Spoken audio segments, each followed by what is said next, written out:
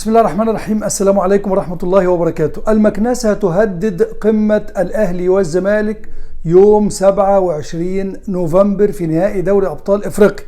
صدق أو لا تصدق، طبعا مش المكنسة العادية، لا احنا نقصد هنا نوة المكنسة اللي اجتاحت الإسكندرية النهاردة، والحقيقة في وقت مبكر جدا لقينا أمطار غزيرة المفروض إنها ما بتنزلش إلا في الشتاء، وفي الشتاء الجامد يعني في شهر ديسمبر، في شهر يناير، في فبراير. لقينا النهاردة وفوجئنا إن في أمطار كتير قوي نزلت على اسكندرية. كمان القاهرة نزل عليها أمطار بس كانت خفيفة، لكن في اسكندرية الوضع زايد قوي. طب هل الأمطار دي ممكن تنزل يوم 27 نوفمبر؟ الله أعلم. كل خبراء الأرصاد قالوا ان وارد تنزل الامطار دي وتحصل نوة اخرى في اسكندرية زي نوة المكنسة اللي كانت النهاردة، هي اسمها كده يعني. ووارد انه الطقس يكون كويس، لكن الكلام ده يتعرف امتى؟ يتعرف قبل مباراة القمة ما بين الاهلي والزمالك بايام قليلة. طب مين اللي يحدد اذا كان المباراة تتنقل من برج العرب في اسكندرية الى ملعب اخر؟ هو الكاف فقط. طبعا الاتحاد المصري لكرة القدم ملوش اي دعوة بالمباراة دي، لانه المباراة صحيح بتقام في مصر لكنها مباراة بتقام في دوري ابطال افريقيا. لكن السلطات المصرية ليها انها تتكلم مع الكاف في اي حاجة خاصة بالامن، زي ما حصل في تأجيل مباراة النهائي من يوم 6 نوفمبر الى يوم 27 نوفمبر، بناء على ان السلطات المصرية طلبت من سواء الكاف او الاتحاد المصري لكرة القدم انه يتحرك ميعاد النهائي شوية علشان انتخابات مجلس الشعب اللي احنا بنعيشها اليومين دول.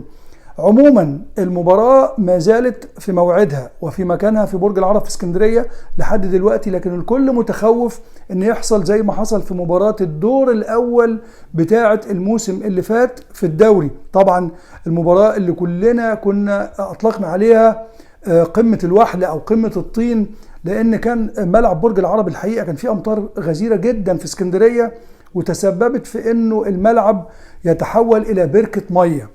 ومع ذلك أصر اتحاد الكرة وقتها أن المباراة تتلعب في اسكندرية في برج العرب، وطبعا اللعيبة يعني أرهقوا جدا جدا، وكانت مباراة سيئة ملهاش أي علاقة بكرة القدم. فالكل متخوف أنه قمة الكرة الإفريقية تقام في نفس الأجواء، ومتخوفين أن تحصل أمطار غزيرة تأثر على ملعب برج العرب. ولكن المسؤولين عن صيانة ملعب برج العرب قالوا ان يعني اتزودت له بعض مصارف المية، وبالتالي مهما نزلت امطار ان شاء الله مش هتأثر عليه، وانه ارضيته اتغيرت قريب فتستحمل ان يتلعب عليها المباراة في اي اجواء ممطرة. لكن هل ممكن الكاف ينقل المباراة؟ وارد جدا ان قبلها بكم يوم لو حصل انه الملعب ما كانش صالح لان تتلعب عليه مباراة كرة القدم، وخصوصا في نهائي دوري الابطال بيبقى عرس كبير قوي في افريقيا الحقيقة، وارد انه الكاف يقرر ان هو ينقلها. لكن زي ما قلت لحضراتكم استاد القاهرة بالذات هيتقفل بعد مباراة مصر وتوجو اللي هي المفروض في تصفيات افريقيا لبطولة افريقيا اللي هتتلعب في الكاميرون ان شاء الله. التصفيات بتاعتها مباراة مصر وتوجو هتكون يوم 14 في استاد القاهرة، وبعدها استاد القاهرة ان شاء الله المفروض ان هو يتقفل للصيانة.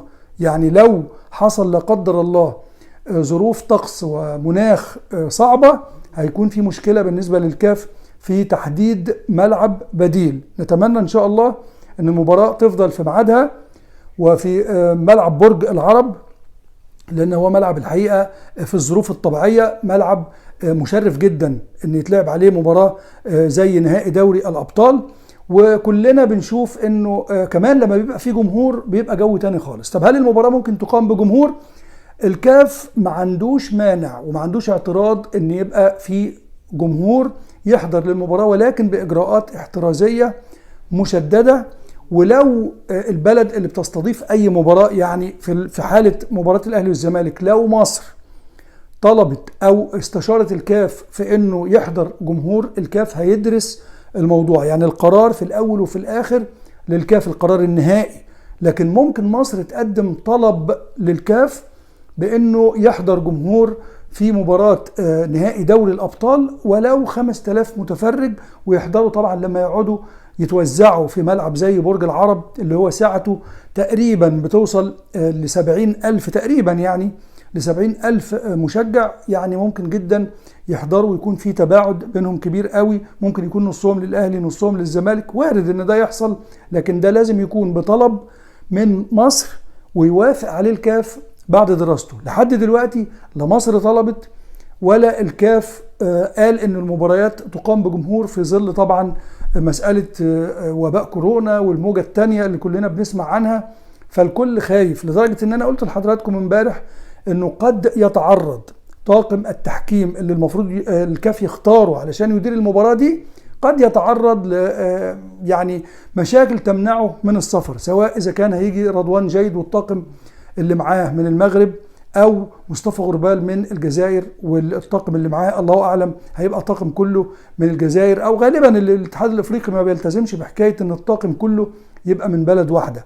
عشان كده قلت لكم انه وارد انه بكاري جسامه الحكم اللي هيحكم مباراه ليبيا وغينيا الاستوائيه ان شاء الله خلال الاسبوع الجاري في تصفيات افريقيا، وارد جدا ان الكاف يخليه مكمل وقاعد في مصر لحد مباراة النهائي. وهم طبعا زي ما قلت لحضراتكم بيثقوا فيه جدا وبيعتبروه من حكام الصفوة اللي دايما يحطوهم في المباريات النهائية او نصف النهائية في دوري الابطال بالذات او في الكونفدرالية.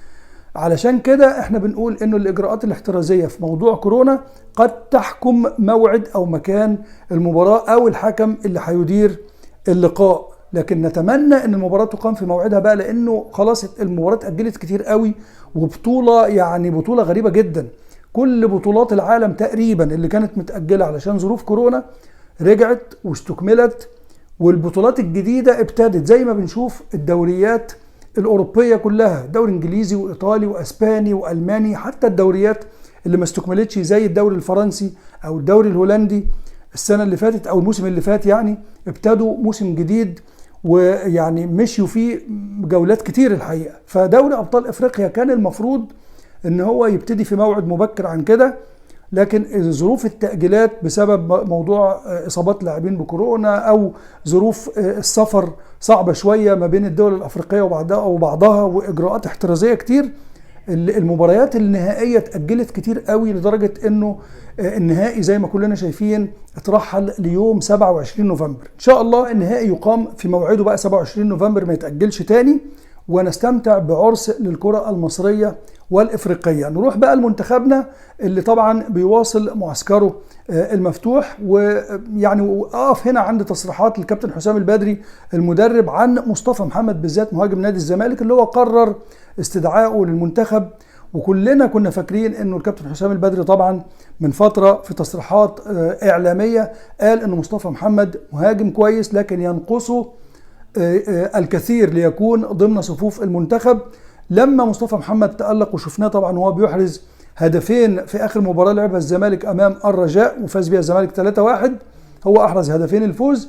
شفنا أن الكابتن حسام البدري أشاد جدا بتألقه وبمستواه، وقال أنه تصريحات الكابتن حسام البدري يعني السابقة كان ليها دور كبير في أن مصطفى محمد يطلع أفضل ما عنده، وأن هو كان قاصد ومتعمد أن هو يحفزه. طبعا ده برضو أسلوب مقبول جدا من مدرب المنتخب ان هو يحفز اللعيبه باي اسلوب. هو طبعا كل مدرب او كل شيخ له طريقه في ان هو يخلي اللاعب يخرج احسن ما لديه، لان في لعيبه من كتر الاشاده بيها بتريح. فواضح ان الكابتن حسام عرف يتعامل نفسيا مع مصطفى محمد، وده احنا شفنا ان هو لما تألق الحقيقه خده على طول. فبرضه ده اسلوب كويس من الكابتن حسام. نتمنى التوفيق باذن الله لمنتخبنا يوم 14 ويوم 17 مع منتخب توجو، لأن المباراتين دول حاسمتين الحقيقة في مسألة تأهل مصر إلى النهائيات الإفريقية. بعد ما تعادلنا مع كينيا 1-1 ومع جزر القمر 0-0 في أول مباراتين،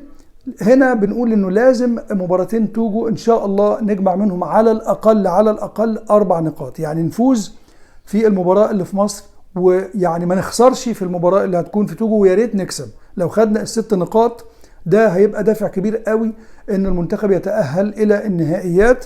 وده طبعا يعني حاجة المفروض ان احنا ما نفرحش بيها ان مصر بتروح نهائيات كاس افريقيا، بالعكس احنا المفروض ان وصلنا للنهائيات ده مسألة مفروغ منها، احنا لازم نوصل وننافس على اللقب ده اللي يليق بمنتخب مصر وبالجيل الرائع من اللعيبه اللي موجودين دلوقتي اللي محترفين في احسن الانديه الاوروبيه، وعلى راسهم النجم الكبير محمد صلاح طبعا. ان شاء الله وجود محمد صلاح ووجود محمد النني وحجازي وكل الكوكبه واحمد حسن كوكا وكل الكوكبه بتاعه المحترفين مع اللاعبين ان شاء الله المحليين اللي موجودين يعني بصفات مميزه قوي، ولاعيبه امكانياتهم عاليه جدا سواء من الاهلي او من الزمالك او من بيراميدز او من باقي الانديه، ان شاء الله يحققوا لنا الهدف بتاعنا خلال الايام القادمه ويفوزوا على توجو. نتمنى لهم كل التوفيق واشوف حضراتكم بكره على خير ان شاء الله.